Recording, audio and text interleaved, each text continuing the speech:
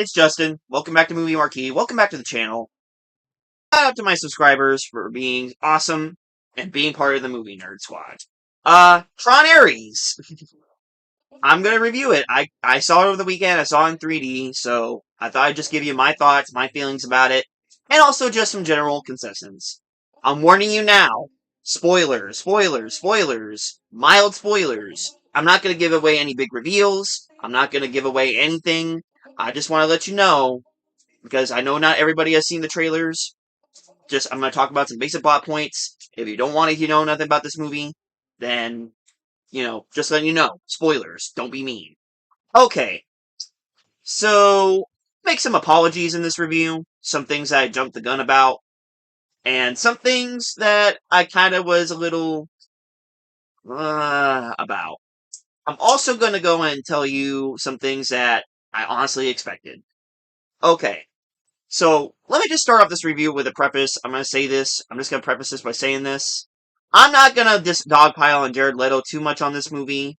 And I'm not going to go and basically just bury him like everybody else has been. I know this movie has gotten a lot of flack on the internet. I know some people liked it, some people didn't. I know it's gotten a very, very low review score, even though that audience score. And I know some people are going to be, this movie's very going to be divisive, basically. And I'm not going to bury this movie because Disney's milking everything. That's not what I'm going to do. So, if you want to bury Jared Leto, if you want to bury this because Disney's milking everything, you do you. I'm not doing that. I'm not here for that noise. So, yeah. If you're watching this expecting me to completely tear Jared Leto to shreds, I ain't doing that today. Okay, so what is Tron Legacy about? Or Tron Legacy. Tron Ares about. So Tron Ares is about Ares. He is an AI. Basically, he is a character from the Tron world put in the real world. If you remember, spoiler alert, what happened at the end of Tron Legacy, Sam Flynn, the son of Kevin Flynn from the original film, he was able to take Quora out of the grid and into the real world. So they played around with that concept in Tron Ares, where they bring stuff from the grid into the real world and weaponize it. There's a character in this movie who is totally supposed to be, I think, like Sark's grandson or something like that, Commander Sark from the original film. And he's basically weaponizing Ares, and he touted that he is super advanced, he's basically a super soldier, and he's also self-aware. Now, Jared Leto's Ares. Okay, so I have to make an apology for this one, because I jumped the gun. I legit thought he was going to be the worst thing in this movie. Honestly, no. Now, let me just preface this by saying this again. I didn't think he was terrible. I didn't think this was like Morbius bad. I didn't think this was Joker Suicide Squad bad. I understood why he felt emotionless. He felt emotionless in this movie. He felt basically like a robot. But I think that was done on purpose because he is a program from the Tron world who happens to become self-aware. So over the movie, he learns feelings. He learns how to do things, to feel things. So he felt real towards the end of the movie, but for me, I just couldn't stand a minute of this emotional acting. That being said, it's not he's not terrible. He's not Morbius. Let me just make that clear. He is not terrible in this movie. When he does his Tron stuff, he's good. Some of the rest of the cast, Jodie Turner-Smith as Athena, she's like, I guess like the commanding officer or something, basically the villain. She's really good. I thought she was probably one of the standouts of the movie for me. I just thought she was menacing. She could totally kick my butt if she could, but I really enjoyed her performance, and I thought she was a really good part of the movie. Greta Lee.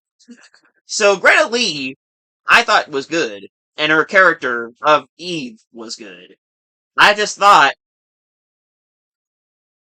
okay, well, you're basically here as because you got to shoehorn Encom in this movie, right? And yeah, that's another thing with this movie.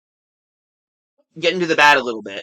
I'll explain more in the worst part of the movie section, but yeah, Encom.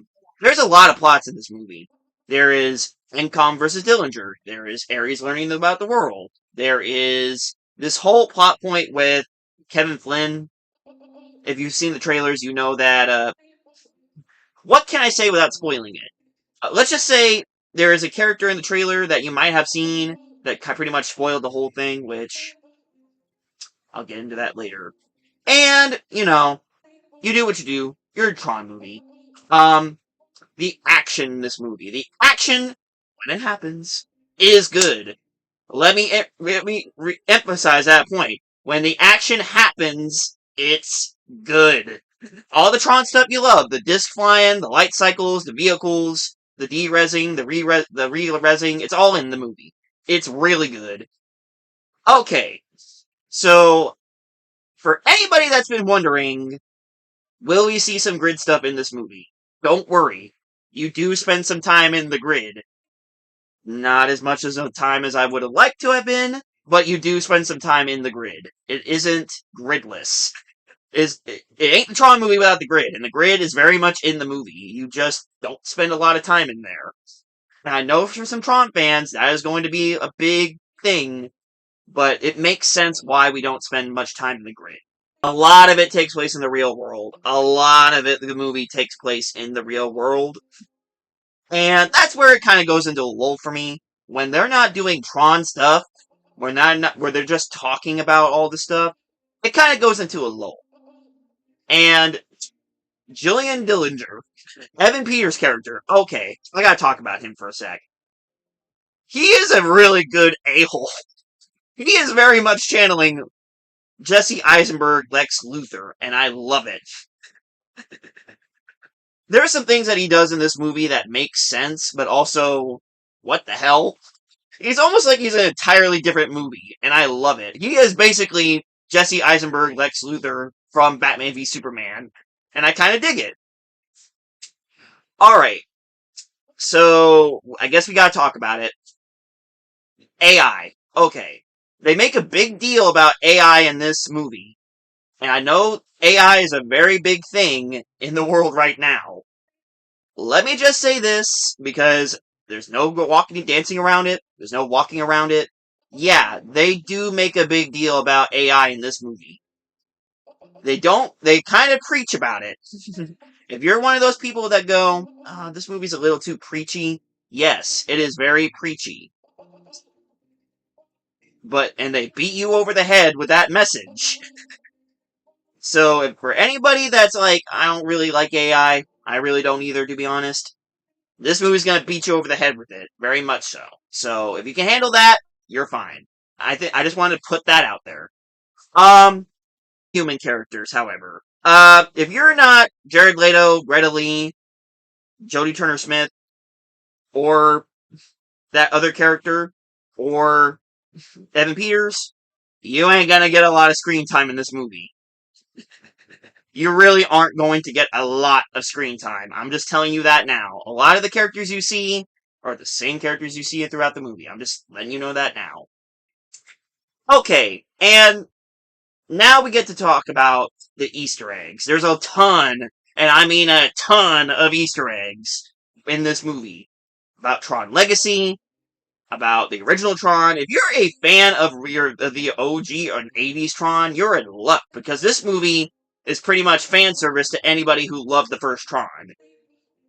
And to me, that's where also the movie kind of hurts, is because they're focused more on nostalgia and more focused on, hey, you remember this from the original Tron? Or hey, do you remember that character from the original Tron? Or hey, this is something from Legacy that you might want to pay attention to because we're going to try to set up a fourth movie. Yeah, that all happens, and honestly, that's where the movie kind of hurts. It felt very Ninja Turtles Out of the Shadows for me, where they try so hard to be nostalgic, and also try so hard to put elements in for the 80s Tron, where it kind of does not feel right. And also, if you've seen the trailers, you know there's a specific person who shows up. I ain't gonna tell you who it is, but if you've seen the trailer, you know.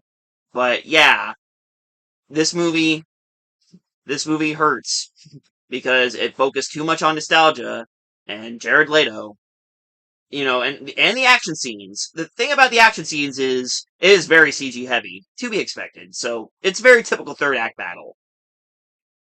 Okay, good. I know I keep flip flopping between good and bad. I'm sorry, but Good. Oh, another good. The music. The music by Nine Inch Nails. Best character in the movie. The soundtrack. They did such a really good job in this movie with the music. I ain't saying this is Daft Punk Tron Legacy level.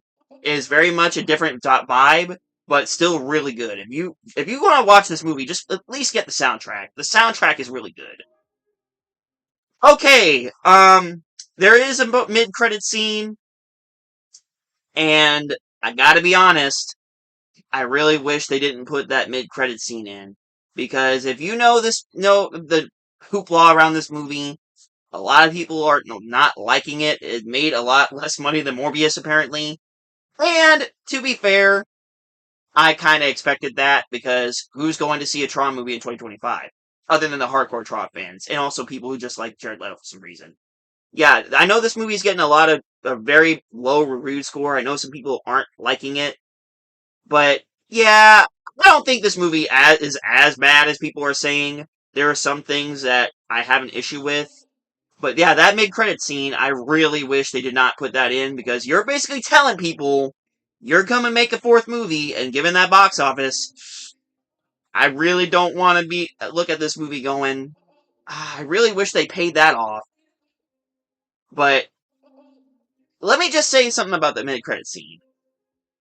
If you know anything about the 80s Tron, and I'm assuming you do, and if you've seen Tron Legacy, I've got a feeling if they want to do a fourth movie, that's a very interesting thing that they could do. And I really don't want to look at this movie going, I really want to see what they do with this and go, oh yeah, the movie tanked, so we're never going to get it. I don't want Power Rangers 2017 Amazing Spider-Man 2 thing with this. But that being said, I had fun with this. I really did. It ain't perfect. It's not terrible. If I had to put this against the first Tron and Tron Legacy, if I had to compare this, Tron Legacy, I remember it having issues too, but the big thing was they didn't try so hard on. They tried hard on nostalgia too, and it worked. I don't know what it is about these Tron movies, man. This Tron movie, someone should have hit the script. Someone else should have hit the script of this Tron movie, because I feel like if the story were not all over the place and there were so many things you had to juggle, I feel like this movie would have worked. But for me, I just felt like it was a decent Tron movie just with a bad story, or at least a half-baked one. People are going to be divisive on this. I know some people are not liking this movie. I know some people hate it because Jared Leto's in it. I know some people are hating it because Disney's milking everything and they remaking everything. So I ain't gonna do that. But yeah, the best thing I can say about this Tron movie is watch it for the music, watch it for all the Tron stuff. If I had to say go watch this in theaters in 3D, yeah, go watch it in 3D. Otherwise, I really would just say wait for Disney Plus. I really would. But it ain't gonna hurt anything, but that's all. I just wanted to talk about Tron. I saw it in 3D, but I wanted to talk about it, so again, my general consensus, a decent Tron movie with a bad story. That's really all it is. But yeah, that was just me talking about Tron. Yeah. So if you like this review, go ahead, like, comment, and subscribe, and let me know. Are you going to see Tron Ares? Are you going to wait for Disney Plus? Or have you seen Tron Ares? Or have you seen Tron Ares already? Let me know what you think. No spoilers, of course. Bye!